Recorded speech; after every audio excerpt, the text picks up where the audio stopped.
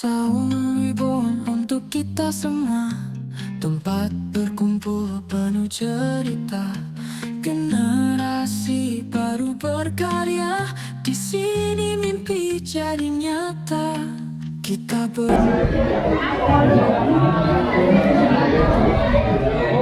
Masya Allah, semoga yang melantunkan dan yang mendengarkan mendapat kebaikan dan keberkahan dari sholawat tersebut. Acara berikutnya adalah penampilan special perform. Penampilan ini ungkapan terima kasih kami kepada Abil Khairul dan Oma Susi yang akan diwakilkan oleh Aira, Dina, dan Tirsya. Kepadanya kami persilakan. Beri tepuk tangan untuk kita semua.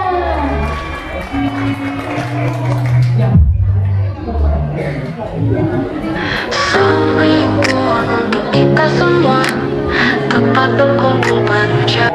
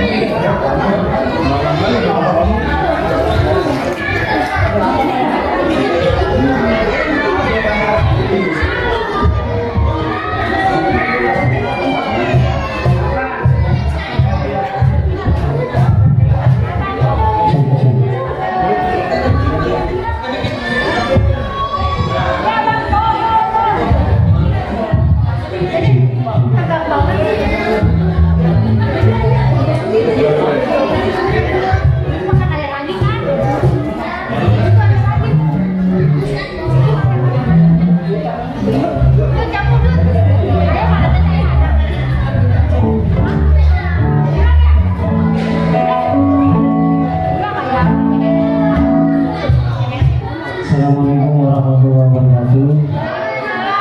Izinkan kami membawakan sebuah berhenti dengan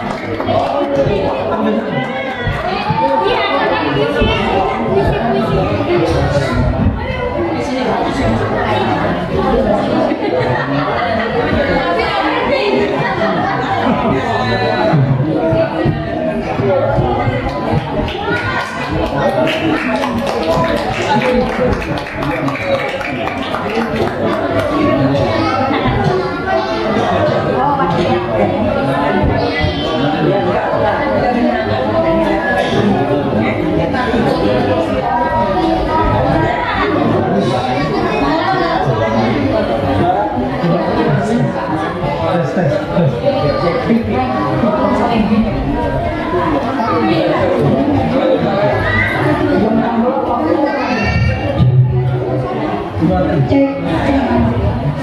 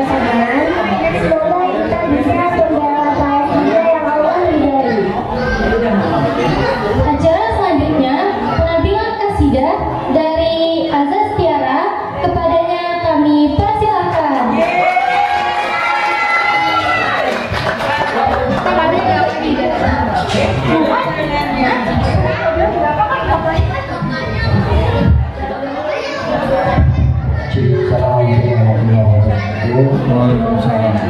Alhamdulillah hari ini mungkin program sosial jadi sedikit saya cerita bahwa sudah yang saya lucu waktu saya juga ini mungkin kita baru berkumpul setelah terpisah 30 tahun. Jadi kebetulan rekan-rekan ini di saat kita berkontak itu, dari saat kita mau menginap di tempat ini, alhamdulillah mereka walaupun jarak jauh dan kesibukan masing-masing masih mau memberikan sumbangannya buat Sabribon. Hari ini saya bertemu dengan WhatsApp dan saya kasih tahu, saya bilang kalau ini adalah Maulid dan beliau ini seperti orang saya bisa saya juga bahwa ada tiara yang dulu di tahun 90 ada nama yang tidak menjadi karena alhamdulillah kami beberapa kali pernah mewakili Jakarta Barat, bahkan pernah menjuarai DKI Jakarta. Itu dulu di saat masih 30 tahun pukulannya masih kencang malah kamuran. Jadi kalau hari ini penampilan mungkin masih banyak kesalahan, banyak hal-hal yang kurang enak didengar. Jadi kami dengan usia dari 60 tahun, tapi artinya hari ini kehadiran kami bukan untuk mempertontonkan keahlian kami, tapi semata-mata kami datang ke sini, kami ingin melakukan sesuatu. Mudah-mudahan apa yang kami tampilkan bisa memacu keinginan dari anak kita untuk belajar di kasidah ini, belajar kasidah. Ya insya Allah memang sudah ada kegiatan kasidah, tapi memang belum rutin. Jadi inilah sekali lagi saya mohon maaf apabila dalam pengambilan kami masih banyak kekurangan. Karena latihannya cuma 3 kali, 30 tahun terpisah 3 kali baru latihan.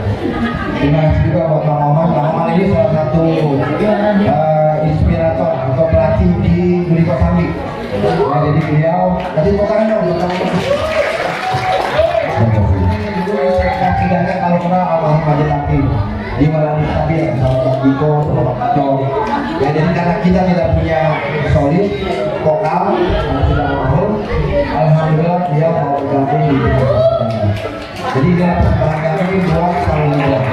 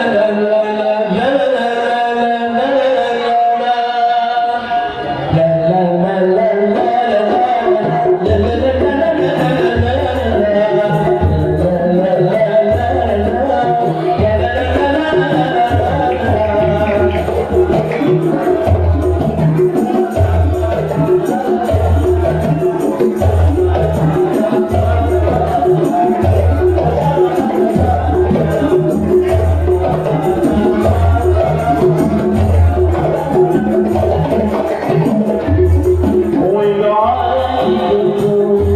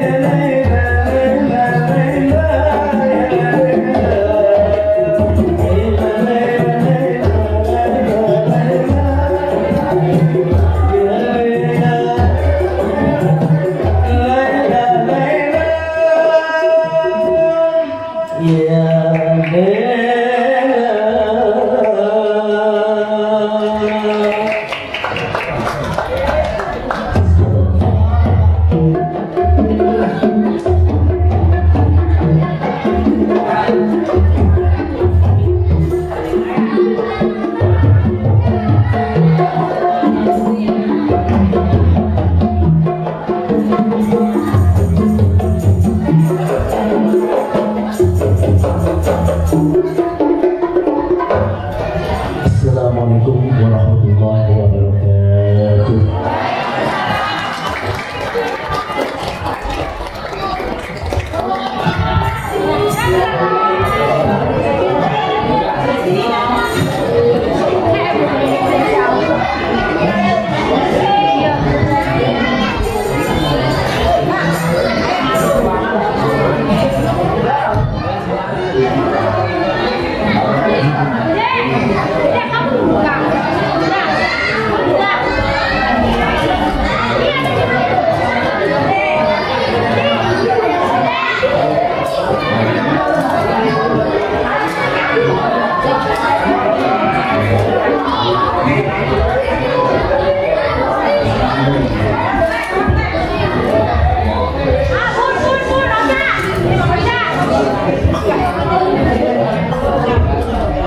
Terima kasih kepada Muskasidah Azazkiara. Acara selanjutnya tausiah yang akan disampaikan oleh Bapak Guru di tempat ini yaitu Al-Mukarram Ustaz Satria Wibawa. Kepadanya kami persilakan.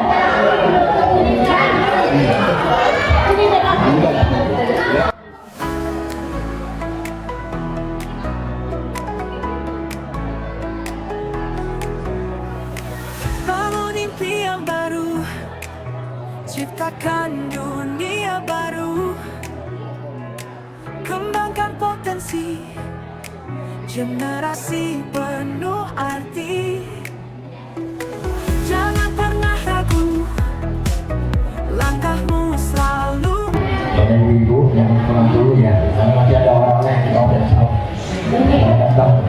Jadi kita yang Satria, beliau adalah pengajar di Saud, sebulan 2 kali minggu pagi dan minggu kalau bapak-bapak mau ikutan, networknya nanti cari di Saud juga.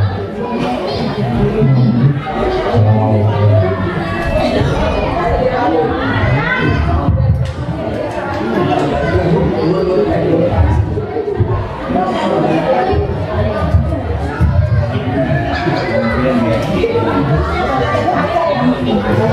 Baik, bismillahirrahmanirrahim.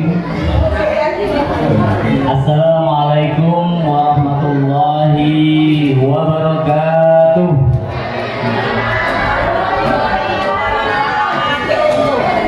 Subhanallah walhamdulillah wa la ilaha illallah wallahu akbar. Asyhadu an la ilaha illallah wahdahu la syarika lah wa asyhadu anna Muhammadan abduhu wa rasuluhu la nabiyya ba'dah. Rabbi shrah li sadri wa yassir li amri wa hlul 'uqdatam min lisani yafqahu qawli amma ba'du. Allah Ta'ala bi kitabil karim. A'udzu billahi minasyaitonir rajim. Bismillahirrahmanirrahim. Qul in kuntum tuhibbunallaha fattabi'uni yuhibbukumullah wa yaghfir lakum dzunubakum wallahu ghafurur rahim. Qul atiullaha wa rasulahu fa in tawallaw fa innallaha la yuhibbul kafirin. Wa qala Rasulullah sallallahu alaihi wasallam, man dalla ala khairin falam yu'adhi fa'ilihi. Sadaqallahul azim wa sadaqa Rasulullah sallallahu alaihi wasallam. Bapak-bapak, ibu-ibu, kemudian pengurus dari Saud Ribon. Ribon itu artinya lahir kembali. Kemudian seluruh masyarakat yang diundang, anak-anak kami yang tercinta, marilah sama-sama dalam kesempatan yang penuh dengan keberkahan ini kita selalu mengucapkan segala puja kepada Zat yang Maha Kuasa dan Perkasa. Kemudian kita juga ucapkan syukur kepada Zat yang Maha Suci dan Tinggi. Dan marilah sama-sama dalam kesempatan yang baik ini kita seraya mengucapkan, mengharapkan syukur seraya meminta ampun kepada Zat yang Maha Ghafur. Kemudian salam semoga selalu tercurah kepada junjungan kita Nabi besar Muhammad sallallahu alaihi wasallam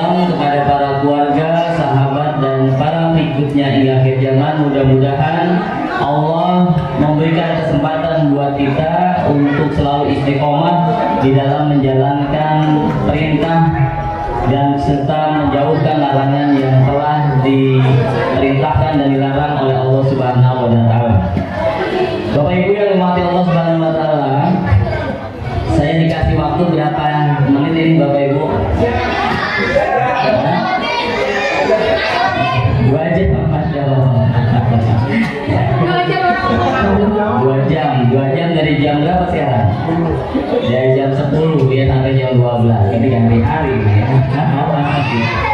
Ya. Jadi kita ngobrol santai saja ya Bapak Ibu ya. Nah, jadi begini Bapak Ibu. Kalau ada pertanyaan, kita kalau ada pilihan Bapak Ibu antara untung sama rugi, pilih yang mana? Untung ya, betul ya? Kemudian kalau pilihannya ada 3 sekarang ya, untung, rugi, sama celaka, pilihnya mana? Untung. Pasti kita pengen dapat pilihnya untung. Cuma pertanyaannya adalah apa yang dimaksud dengan untung? Kita pengen untung tapi jangan-jangan kita nggak tahu apa yang dimaksud dengan untung. Jadi yang dimaksud dengan untung atau beruntung itu adalah kalau kaitannya dengan waktu, maka dikatakan orang beruntung itu kalau hari ini lebih baik daripada kemarin, itu namanya orang yang beruntung. Kalau misalnya hari ini sama aja dengan kemarin, apa namanya Bapak Ibu? Hari ini sama aja dengan kemarin, apa namanya? Rugi. Jadi kalau hari ini sama dengan kemarin, rugi kita. Padahal manusia punya akal, punya kemampuan yang bisa berubah menjadi lebih baik. Dan mudah-mudahan kita nggak termasuk yang kelompok yang ketiga. Apa kelompok yang ketiga tadi? Celaka. Apa celaka itu? Kalau hari ini lebih buruk daripada kemarin. Jadi sekali lagi kita pilih mana Bapak Ibu? Untung.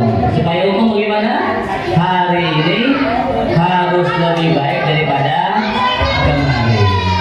Oleh karena itu lagi-lagi kita bersyukur kepada Allah Subhanahu wa taala. Kita hari ini Bapak Ibu sejak tadi habis Isya ya, kita melakukan agenda yang insya Allah mendekatkan diri kita kepada Allah dan Rasulnya. Temanya apa Bapak Ibu? Maulid luar biasa. Ini keren ya namanya ya. Maulid luar biasa. Temanya adalah semangat perubahan, semangat kembangkan potensi generasi kini dan nanti. Ini kalau dibahas 3 semester. Tadi dikasih waktu ya secukupnya ya, kita akan bahas. Jadi setelah kita bahas tentang keberuntungan, rugi dan celaka, kita pengen jadi orang yang beruntung, maka hari ini harus lebih baik daripada kemarin. Maka yang harus kita lakukan adalah kita berubah gitu. Berubah. Yang tadinya sudah baik tambah baik, yang belum baik berubah jadi baik gitu ya. Jangan sampai kita menyesal. Kalau menyesal orang pegang apa Pak Bu? Kalau menyesal, kalau Bapak Ibu menyesal megang apa Bu? Sapok jidat ya, betul nggak? Betul nggak? Kalau menyesal ngapain? Sapok jidat. Kenapa sapok jidat? Karena manusia punya otaknya di kepala ya, bukan di dalam. Dan biasanya kalau orang menyesal itu belakangan apa di depan Bu? Di belakangan. Gara-gara apa dia menyesal? Baru tahu. Betul ya? Mau dicontohin nggak Bu? Mau ya? Menyesal itu adanya di belakangan. waktunya cukup ya. Saya mau berkisah tentang sahabat Sya'ban. Ada namanya sahabat Rasulullah SAW, namanya Sya'ban. Sahabat-sahabat ini adalah sahabat yang paling rajin sholat subuh berjamaah, Bapak Ibu. Jadi sahabat-sahabat ini sebelum subuh udah sampai di depan, saf depan. Anggap aja saf yang paling depan di sini, misal, gitu ya. Jadi tempat langganannya sahabat-sahabat itu di pojok kiri nih.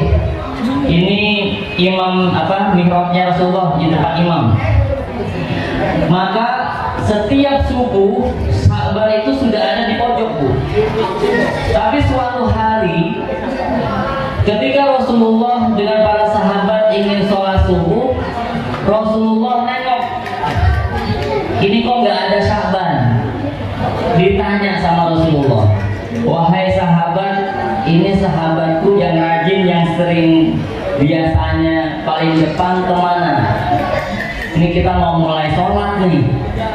Ditanya sama sahabat, ternyata sahabat bilangnya apa? Kami nggak tahu ya Rasulullah. Oh, mungkin dalam perjalanan. Kalau kita nunggu Sya'ban, kita kesiangan nih. Ya udah, kita sholat berjamaah duluan aja. Ketika Rasulullah dengan para sahabat sholat berjamaah selesai, kemudian Rasulullah nanya lagi, Sya'ban udah datang belum? Ternyata Sya'ban belum datang. Akhirnya apa usulnya? Kalau begitu kita tengokin aja deh ya Rasulullah, siapa tahu ada apa-apa dengan beliau. Karena biasanya rajin banget, sebelum subuh udah ada di tempat, tapi saat itu nggak ada, belum datang. Maka Rasulullah dengan para sahabat berkunjung ke rumahnya Sya'ban, dan ternyata jarak rumah dengan masjidnya itu kurang lebih 2 jam, Bapak Ibu. Kalau masjid kita jaraknya berapa meter, Pak? 20 meter. Subuhnya jam berapa, Bu? Jam 6. Masya Allah. Masjid jaraknya 20 meter, subuhnya jam 6. Tapi kalau sahabat-sahabat bagaimana? Jarak rumah dengan masjidnya 2 jam, medannya gurun pasir, tapi bisa datang lebih awal sebelum subuh. Ketika sampai di rumahnya Sya'ban, berangkat setelah subuh, sampainya sholat duha, sampai waktu duha, kan 2 jam kurang lebih. Ya, maka apa yang ditemukan oleh para sahabat dan Rasulullah di rumah Sya'ban itu, ada seorang wanita sedang menangis, dan yang menangis itu ternyata adalah istrinya Sya'ban. Apa yang dilakukan oleh istrinya? Dia menangis, menangisi suaminya yang sudah meninggal dunia. Jadi sahabat-sahabat nggak sholat subuh berjamaah, absen hari itu karena apa, Bapak Ibu? Dipanggil Allah. Kalau kita, Pak, mohon maaf, nggak kelihatan di masjid. Kalau sahabat-sahabat nggak sholat subuh berjamaah karena absennya dipanggil Allah. Dan pada saat itu istrinya ngomong sama Rasulullah, ya Rasulullah, saya mau tanya, kenapa suami saya waktu sakaratul mautnya itu mengaduh-aduh? Aduhnya 3 kali, Bu. Aduh, aduh. Dan ketika ditanya kepada Rasulullah memberikan arti dari apa artinya mengaduhnya itu. Apa kata Rasulullah? Wahai wanita, bersyukurlah engkau bahwa engkau punya suami itu husnul khotimah. Ya, ketika sakaratul maut itu ditunjukkan amal kebaikannya. Jadi begitu, Bapak Ibu. Nanti kalau sakaratul maut, video kita ditayangin tuh sama Allah. Ya, yang lagi ngapain? Yang lagi grumpi, tampil dulu. Ya, yang lagi nawar buah-buahan di pasar. Bang, ini jeruk berapa, Bang? 1 kilo. 25.000. Ditawarin berapa sama mama tuh biasanya? Ya, jeduk 25.000 ditawarin berapa sama mama? Goceng, masya Allah ya. Kejam sekali emang mama itu ya. Udah pakai nyobain betul pak? Udah pakai nyobain sambil nawar sambil nyobain, ditawar pula. Setelah dibungkus beli 3 kilo, sambil ngapain bu? Sambil nyomot. Nanti kerekam semua bu, gak usah khawatir. CCTV Allah itu keren banget. Ya, akan terekam semua. Ya, lanjut ya nih. Lanjut ya. Jadi ketika Sakratul Maut, video kita tuh ditayangin bu. Dan sahabat-sahabat itu ketika ditayangkan videonya itu dia mengadu itu tanda dia menyesal. Apa yang adu yang pertama? Aduh, coba lebih jauh. Gitu bu. Kenapa? Karena pada saat Sakratul Maut Allah menampakkan pahala karena sahabat-sahabat dari rumah ke masjid rutin melakukan amal soleh ke masjid dan ditampakkan pahalanya. Ibaratnya pahalanya apa tuh pak? Bapak-bapak halo. Kalau kita beramal soleh pengennya surga ya pak ya? Betul gak? Di surga ada apa pak? Di surga ada apa bapak-bapak? Bapak-bapak aja ya. Di bidadari, betul ya pak ya? Kira-kira kalau di surga nggak ada bidadari bagaimana pak? Garing kayaknya ya pak ya? Betul ya pak? Betul, emang begitu pak. Bu, jangan salah ya pak ya. Jadi memang laki-laki itu dibuat matanya kalau melihat perempuan itu indah bu. Jadi kalau ditanya bapak beramal soleh pengen masuk surga, pengen ngapain? Dapat apa? Dapat bidadari. Gak usah khawatir pak, bininya itu apa namanya lebih baik daripada bidadari, gitu ya. Gitu pak ya. Tapi kalau perempuan bagaimana bu? Saya tanya ibu, mau masuk surga gak bu? Ada apa di surga bu? Gak ada bidadari bu, gak doyan. Ya. Jadi kalau perempuan ditanya mau surganya itu apa, bukan bidadari, bukan, tapi perhiasan. Memang dibuat begitu. Wanita itu matanya dibuat indah kalau melihat perhiasan. Makanya ini ada nasihat nih ya, nasihat juga dari guru saya katanya ya. Jadi bapak ibu ini buat yang pengantin baru, pengantin lama juga lah ya, ada yang mau nikah gitu. Kan kita kalau di rumah sering ribut ya, betul nggak? Ribut sama suami istri gitu ya. Nah katanya ada tipsnya pak, bagaimana supaya istri kita itu supaya nggak ngambek. Caranya gimana pak? Dipegang tangannya terus nah dibawa ke toko emas. Dijamin lagi ngambek langsung hilang tuh ngambeknya. Boleh pak dipraktekin pak. Ya karena memang begitu, perempuan itu matanya dibuat kita kalau melihat perhiasan. Maka kalau ditanya perempuan masuk surga pengen apa? Pengen perhiasan. Di sana banyak perhiasan. Tapi kalau laki-laki masuk surga pengennya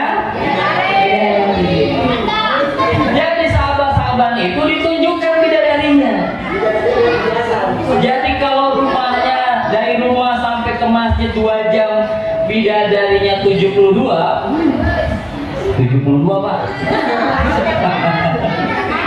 Bidadari 72 enggak pernah marah bidadari itu. Enggak pernah apa ya, enggak pernah tua, muda terus. 17-an ya, enggak keriput bu. Makanya di surga tuh enggak ada nenek-nenek bu. Kenapa? Karena sudah jadi muda semua ya. Dan bidadari itu genit pak. Bidadari itu genit. Dia kalau bapak mana bapak-bapak nih? Halo. Bapak-bapak ya. Halo Pak. Kalau udah malam Jumat bagaimana Pak? Udah dalam malam Jumat tuh kayaknya kita batuk gak ada yang reken ya Pak ya? Ya. Jadi kita udah gendong-gendong gak ada ngerti-ngerti juga dia Pak. Ya. Ini mohon maaf ya. Tapi kalau bidadari nggak usah digituin Pak. Ya, dia genit, ngajakin malahan. Ya. Nah, ini sekilas saja. Lanjut ya, lanjut ya. Ini ada anak-anak soleh ya. Jadi ketika sahabat itu ditunjukkan bidadarinya, dia nyesel. Apa nyeselnya Bapak Ibu? Nyeselnya bagaimana tadi? Aduh, coba lebih jauh. Maksudnya bagaimana? Kalau jarak dari rumah sampai masjid 2 jam, bidadarinya 72, mungkin kalau masjidnya di Jakarta, masjidnya di Bogor, mungkin 100 kali itu bidadarinya. Begitu Pak maksudnya. Jadi kenapa nggak lebih jauh? Jadi menyesal, coba bayangkan, menyesal rumahnya kedekatan. 2 jam padahal 2 jam. Kemudian yang kedua, sahabat-sahabat itu ngapain? Mengadu yang kedua Bu. Apa yang kedua? Aduh, coba nikah, coba yang baru. Apa maksudnya yang baru? Jadi dalam perjalanan dari rumah ke masjid itu gurun pasir, sahabat-sahabat itu pakai 2 jubah. Ada jubah yang baru, yang bagus di dalam, kemudian jubah yang lama itu di luar. Dalam perjalanan dia ketemu orang yang sedang kedinginan, maka ditolonglah dia itu. Dikasih yang mana kira-kira? Dikasih yang lama. Karena ikhlas lillahi ta'ala, maka Allah tampakkan pahalanya, bidadarinya, gitu ya. Kemudian apa yang dikatakan oleh sahabat? Nyesel. Apa nyeselnya? Coba kalau dikasih yang baru. Kalau yang lama aja dapat bidadari, mungkin kalau yang baru lebih banyak bidadarinya. Begitu bahasanya. Kemudian yang ketiga, apa yang ketiga? Sahabat-sahabat itu mengadu, aduh coba semuanya. Apa maksudnya semuanya? Jadi dalam perjalanan, di dalam suatu saat ada pengemis minta makanan dan minuman dari Sya'ban. Tapi Sya'ban cuma ngasih separohnya. Kalau roti cuma sepotong, terus apa lagi? Kalau susu cuma setengah. Ikhlas lillahi ta'ala, amal soleh jadi pahala, ditampakkan pahalanya.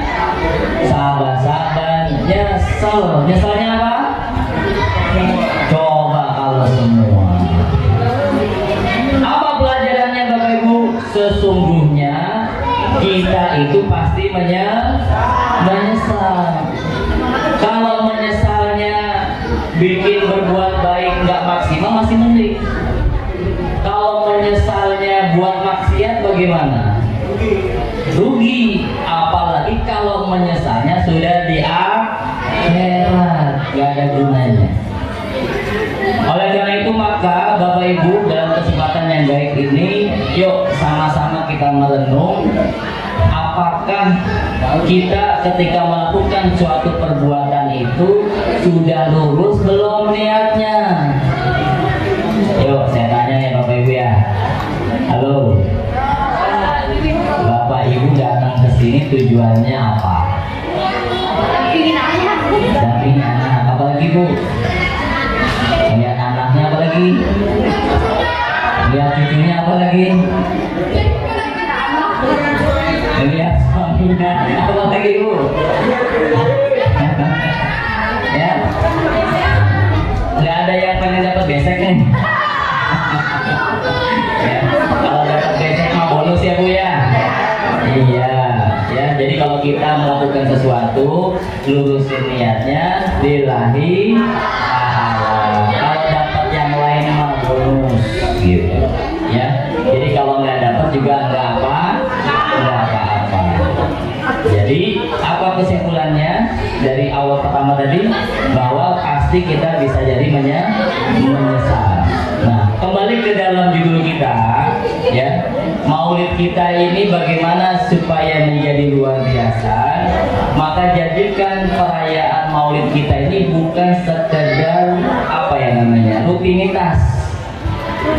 sekedar sono ngadain lo, kita ngadain yuk. Jadi ngadain maulid ngapain tuh? Saing-saingan. Mohon maaf kalau tujuannya cuma kayak gitu, nanti kita nyesel. Capeknya capek, terus tapi nggak dapat apa. Kita nggak mau menyesal. Oleh karena itu kalau melakukan sesuatu dilurusin niatnya. Kalau udah lurus bagaimana? Dipertahankan, jangan sampai melenceng. Karena di dalam diri kita Bapak Ibu, godaan itu ada dua macam ya. Bu, godaan ada dua macam. Apa Bu? Kalau dalam diri kita namanya nafsu, terus kalau di luar kita namanya godaan setan. Betul nggak? Ya. Dan setan itu tugasnya bisikinnya nggak tanggung-tanggung, nggak pernah ngaso dia bisikin kita. Ada gak yang merasakan begini Bapak Ibu? Kayaknya di kampung ini paling soleh gue deh. Ada gak yang merasa gitu ya? Pergi ke masjid rajin, terus sama tetangga baik, terus apa lagi Bu? Sama tetangga nggak ngomongin orang gitu ya? Setan masuk gak Bu? Masuknya bagaimana Pak? Kayaknya gue paling baik dah. Nah begitu Bu, setan itu luar biasa. Jadi kalau setan itu godaannya, kalau kita mau berbuat baik diarahin jadi maksiat, tapi kalau dia nggak berhasil godain kita, dibikin amal kita itu rusak. Karena syarat diterimanya amal ada berapa? Ada 3. Bu, kalau amal pengen diterima sama Allah syaratnya 3. Apa yang pertama? Dia harus beriman. Ya, kalau mau syaratnya diterima amalnya harus beriman pada Allah Subhanahu wa taala. Kemudian yang kedua, apa yang kedua? Syarat diterimanya amal dilakukan dengan benar. Dilakukan dengan benar dulu. Sholat Johor berapa rakaat Bapak Ibu? 4. Boleh gak jadi 5? Halo Ustaz, saya lagi semangat nih. Johor saya tambah 1 rakaatnya jadi 5 gitu. Diterima gak?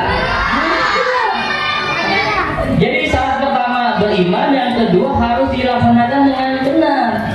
Jangan ditambah, jangan dikurang, harus benar. Nah, kemudian syarat yang ketiga itu harus ikhlas. Apa ikhlas itu? Menyerahkan semuanya hanya kepada Allah Subhanahu wa taala. Oleh karena itu, kalau kita lagi-lagi alhamdulillah ya, tahun Ribon mengadakan maulid ini, yuk sama-sama kita lurusin niat. Ya, semata-mata nyari apa? Nyari ridho Allah Subhanahu wa taala. Dan disitulah kita ingin mendapatkan keberkahan. Lanjut ya nih. Ini baru seperempatnya nih. Lanjut ya. Lanjut ya. Jadi ketika kita bicara masalah perubahan, maka perubahan itu berasal dari pemikiran. Apa Bu? Pak? Kalau mau berubah apa dulu yang dirubah? Pemikiran. Ya. Jadi kenapa ada orang taat banget ibadahnya? Karena pemikirannya benar. Tapi kenapa ada orang maksiat terus? Bapak Ibu, kenapa ada orang maksiat terus? Sama maksiat doyan. Gara-gara apa? Gara-gara pemikirannya juga rusak. Maka kalau pengen berubah, harus dirubah apanya? Pemikirannya. Dan Allah sayang banget sama kita. Ketika Allah menciptakan kita, Allah ngasih petunjuknya, yaitu Al-Quran sebagai petunjuk hidup kita, sekaligus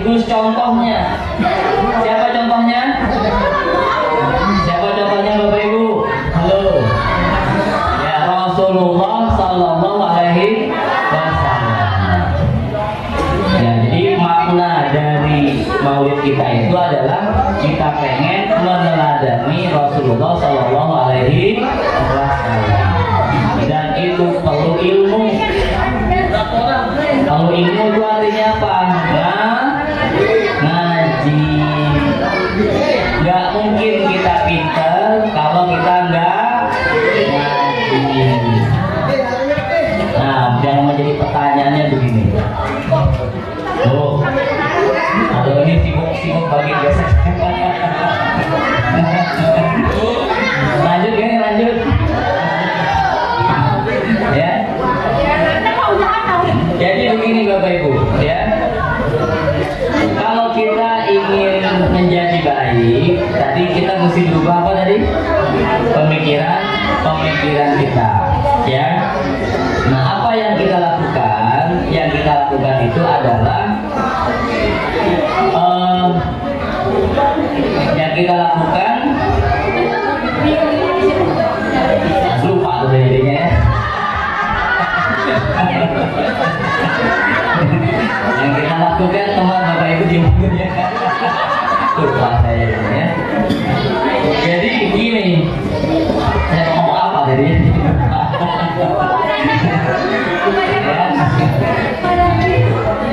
Nah, kalau ingin jadi benar, maka apa yang mesti kita lakukan? Sebentar. Tiba-tiba masuk di mulut saya. Lihat lewat. Ya, sebentar. Ya. Bentar. Tiba-tiba lupa saya.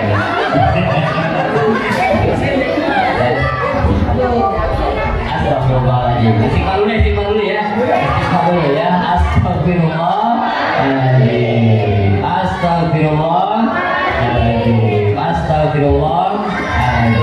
Ya. Jadi sebentar. Tiba-tiba lupa saya. Ada yang lewat tadi. Ya.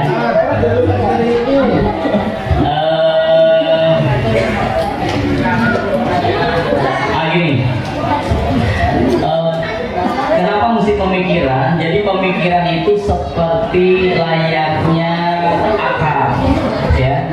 Jadi kalau ada pohonan, Bapak Ibu, ada pohonan. Kenapa ada pohonan yang bisa tumbang ketika ada badai, kemudian ada tanaman yang nggak tumbang? Gara-gara apa? Gara-gara akarnya. Oleh karena itu maka kalau kita ingin menjadi orang yang kuat, menjadi muslim yang taat yang kuat, berarti harus pastikan akar kita itu kuat. Dan apa akar itu?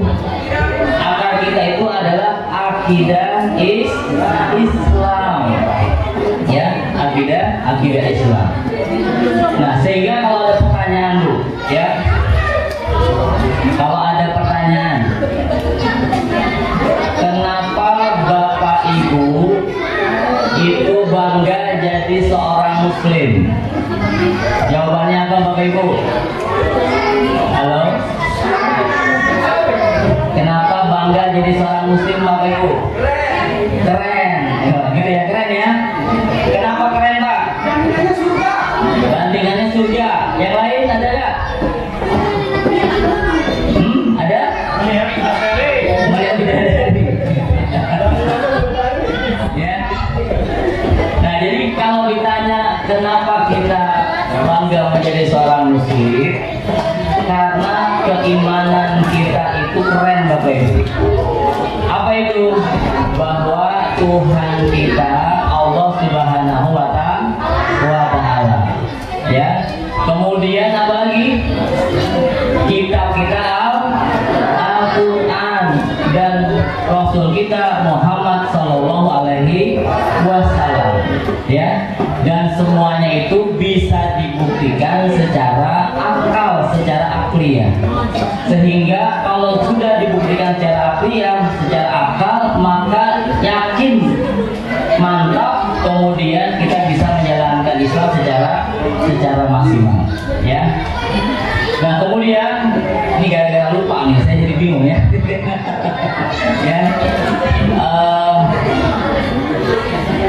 saya ingin sampaikan terkait generasi ya. Jadi Bapak Ibu, ini udah ingat ya.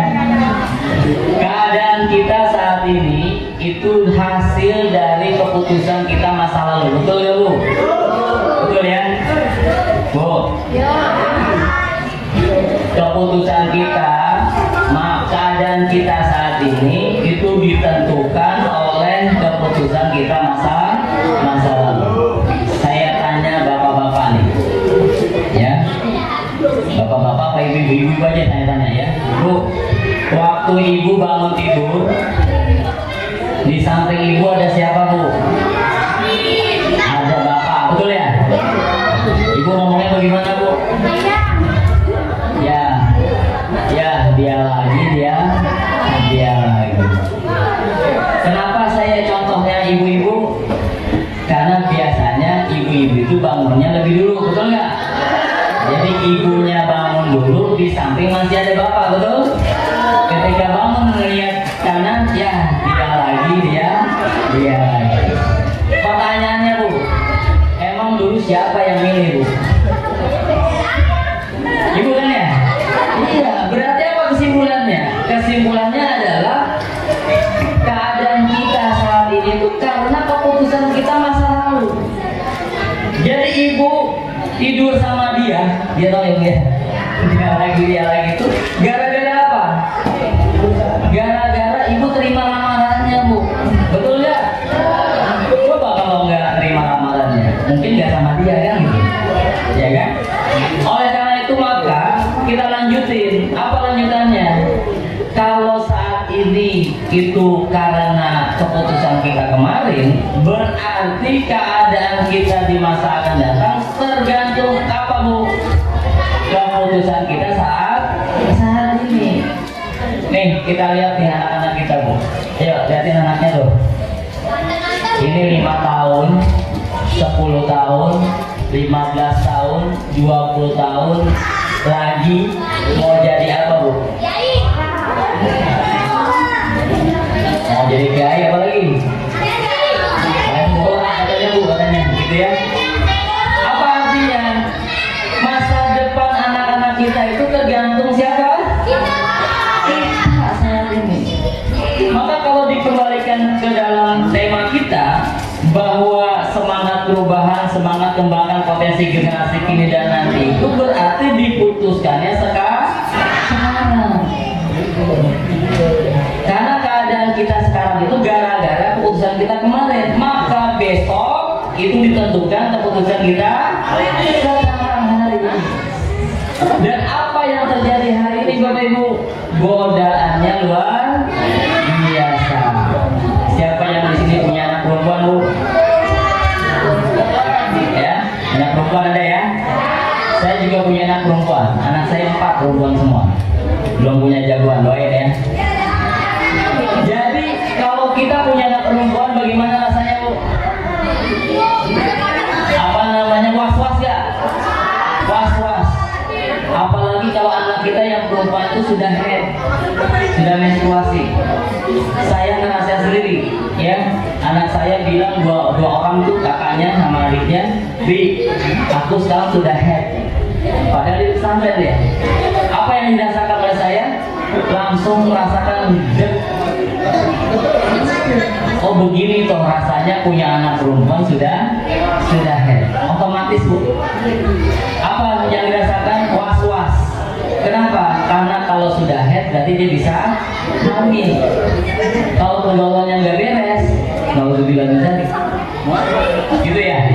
Betul nggak? Tapi sekarang Bu punya anak laki-laki juga was. Apa was-wasnya? Jangan-jangan dia nggak suka perempuan. Nah lo ngeri ya? Ngeri. Jadi kalau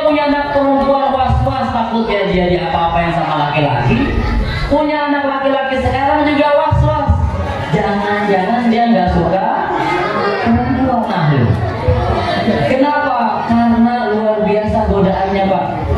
LGBT itu dia, betul ya? Ya, Masya Allah. Oleh karena itu maka yuk sama-sama nih kita sebagai orang tua jagain anak-anak kita. Karena masa depan umat Islam itu tergantung mereka. Maka pastikan kita betul-betul membimbing mereka, ya.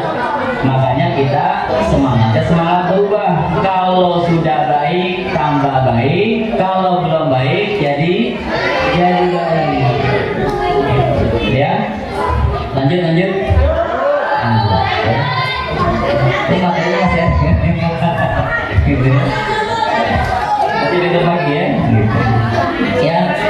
Jadi caranya bagaimana? Caranya berubah itu diawali dengan berpikir. Berpikir itu artinya mengisi kepala kita dengan ilmu agama tentunya, gitu ya. Bapak Ibu yang dirahmati Allah Subhanahu wa taala, kita saat ini berada dalam kehidupan yang tidak diatur dengan Islam. Betul nggak? Betul ya? Kita merasa kalau kita sholatnya udah rajin, terus apa lagi Bu? Puasanya rajin, terus pergi haji, umroh, ya, sodako, zakat, korban, gitu ya. Itu kita rasanya udah soleh banget. Betul gak Bu? Ya. Tetapi ketahuilah Bapak Ibu yang dirahmati Allah Subhanahu wa taala dan anak-anakku, ya, bahwa Islam itu bukan cuma ngatur itu doang. Islam itu menyeluruh atau kafah namanya. Ayatnya bagaimana? Ya ayyuhalladzina amanu udkhulu fisilmi kafah. Wahai orang-orang yang beriman, masuklah ke dalam Islam secara kafah, secara menyeluruh. Apa yang menyeluruh itu? Ternyata Islam itu ngatur 3 hal Bapak Ibu. Yang pertama apa? Ini boleh dicatat, boleh diingat-ingat ya. Yang pertama, Islam itu mengatur dimensi bagaimana ngatur hubungan manusia dengan Allah. Apa itu? Tentang keyakinan, iman, dan juga tentang ibadah, penyembahan. Apa itu penyembahan? Zakat, sholat, puasa, haji, gitu ya Bu ya. Itu baru dimensi yang pertama. Tetapi jangan lupa Islam juga ngatur dimensi yang kedua. Apa dimensi yang kedua? Dimensi yang kedua ngatur hubungan manusia dengan dirinya. Makanya manusia itu diatur sama Islam makanannya, betul nggak? Mana yang boleh dimakan, mana yang tidak. Apa akibatnya kalau manusia ngegaras semuanya Bu? Apa aja dimakan Bu? Kita pernah ngerasain COVID gak Bu? Pernah ya? Gara-gara apa COVID Bu? Gara-gara apa?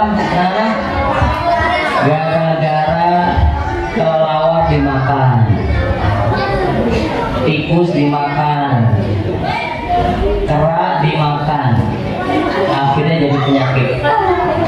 Itu contoh ya, kalau makanan semua dimakan begitu jadinya. Oleh karena itu Allah sayang banget sama kita, ngasih aturan yang kedua. Apa itu? Hubungan manusia dengan dirinya, makanan dan minuman, kemudian juga pakaian, betul ya? Pakaian juga diatur dalam Islam, mana yang boleh dipakai, mana yang tidak. Dan yang ketiga, Islam juga ngatur hubungan manusia dengan manusia yang lain atau muamalah namanya. Saya tanya nih, kalau di wilayah kita ada bangke nggak Pak? Ada bangke? Bangke tahu bangke? Bangke tahu nggak? Bangke itu bangke keliling. Ada Bu? Banyak nggak? Banyak Pak, banyak. Sholatnya rajin nggak? Puasanya pol? Tarawehnya full? Lagi kepepet? Bangke.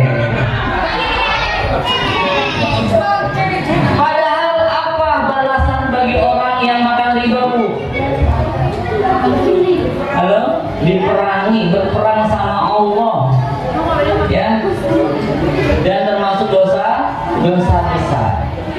Kenapa bisa begitu? Karena lupa Islam itu ngatur yang ketiga. Apa yang ketiga? Manusia dengan manusia yang lain itu diatur dalam Islam. Gak boleh riba. Ya, tahu riba Bu? Riba itu kalau kita pinjam, baliknya ada bunga. Siapa tuh yang lakuin? Bangke, ya. Terus tetangga kita diantar barang dari dealer. Tin. Motor baru. Panas gak Bu? Panas. Motor kita masih bagus, tapi karena tetangga dapat motor baru, pesen lagi. Pesennya pakai apa? Pakai leasing. Ya, leasing boleh gak Bu? Nggak boleh.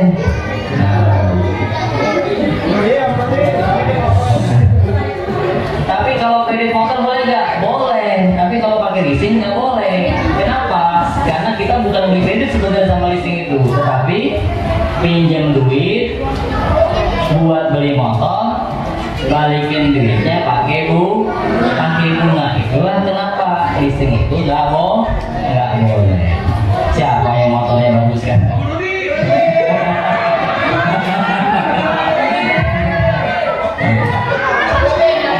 Ya, jadi begitu Bu. Ya, kadang-kadang itu kita merasa bagaimana? Sholat udah bagus, puasa udah keren, ngaji kemana-mana, tapi nggak ngerti kalau itu ternyata riba. Jadi penting nggak Bu ilmu? Penting. Begitu. Ya. Apalagi contohnya? Pinjol ya? Pinjol sama judol ya? Ya. Apa tuh judol? Judi online. Judi online ya? Ya nggak? Kalau orang main judi itu bagaimana tuh rasanya Pak? Kalau kalah penasaran, kalau menang iya. Ada yang mau contohnya? Ya, istighfar ya. Ingetin ya. Ya, istighfar ya. Jadi ya ini salah satu tujuan kita kalau kita mengadakan kajian atau akhirnya seperti ini, kita bisa saling mengingatkan ya, mengingatkan dalam kebaikan dan juga dalam kesabaran ya. Jadi sekali lagi apa? Kalau kita apa tadi? Pinjol ya. Jadi kalau judul dulu. Jadi kalau menang ketagihan, kalau kalah penasaran. Memang dibuat begitu. Kalau modalnya habis, pinjol, betul ya? Modal habis pinjol, terus menang, cukup? Enggak, ketagihan. Modalnya belum balik, ya nggak? Ketagihan kan? Ya nggak? Kalah, penasaran, pinjam lagi, pinjol, masya Allah. Jebakannya luar biasa kan Bu?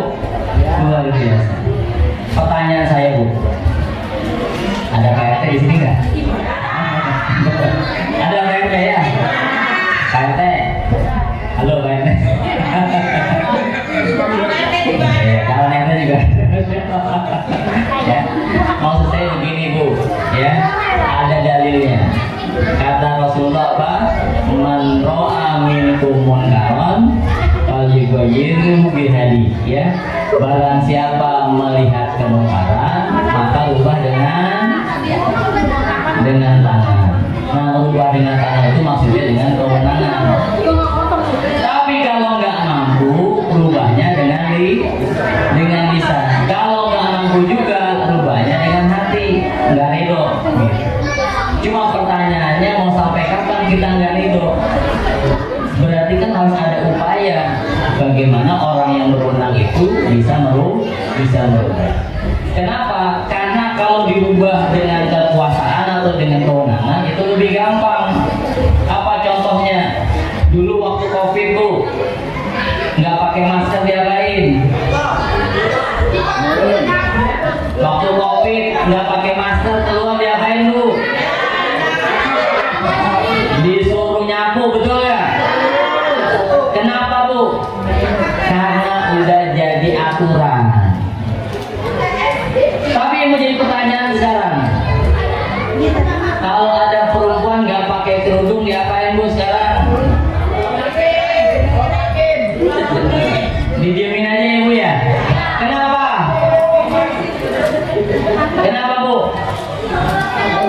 Karena belum jadi aturan. Coba kalau jadi aturan, sama kayak masker Bu. Ya nggak pakai masker disuruh disanksi dan segala macam. Maka apa kesimpulannya? Ya, saya akhiri saja ya.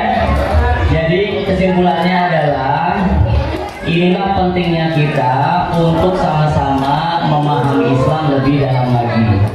Islam bukan hanya mengatur dimensi ibadah saja, Islam juga mengatur bagaimana hubungan manusia dengan manusia sendiri, dan Islam juga mengatur hubungan manusia dengan manusia yang lain. Dan itu perlu ada usaha, ada upaya saling mengingatkan supaya kita bisa berubah menjadi lebih baik, sehingga syariat Islam itu betul-betul bisa diterapkan di negeri kita. Karena tujuan syariat itu sesungguhnya untuk menyelamatkan manusia. Dan perayaan kita tahun demi tahun, setiap tahun kita merayakan Maulid semata-mata bukan buat happy atau buat saingan-saingan, bukan, tetapi buat kita merenung sudah seberapa jauh, sudah seberapa dalam, sudah seberapa besar kita mengikuti apa yang dicontohkan oleh Rasulullah SAW, yaitu adalah menjalankan syariat Islam. Mudah-mudahan dari apa yang kita sampaikan, kita sama-sama diskusikan, ini menjadi pahala di sisi Allah Subhanahu wa Ta'ala, bahwa kita punya niat yang baik untuk berubah menjadi lebih baik. Kalaulah tadinya kita belum bersyariat Islam dengan maksimal, sekarang mudah-mudahan kita berkomitmen kepada Allah Subhanahu wa Ta'ala, punya niat yang baik untuk bagaimana syariat Islam ini betul-betul bisa diterapkan di negeri kita. Karena sesungguhnya kalau kita berjuang sekarang, sebenarnya menyelamatkan siapa Bu? Kalau kita berjuang sekarang, sesungguhnya untuk menyelamatkan anak-anak kita. Karena kalau kita nggak berjuang sekarang, nggak tahu tuh nasib anak kita kayak bagaimana. Ya, itu saja yang bisa disampaikan. Mohon maaf kalau ada kata-kata yang kurang berkenan. Sekali lagi, yang benar datang dari Allah Subhanahu wa Ta'ala, yang salah datang saya pribadi. Billahi taufiq wa hidayah. Assalamualaikum warahmatullahi wabarakatuh.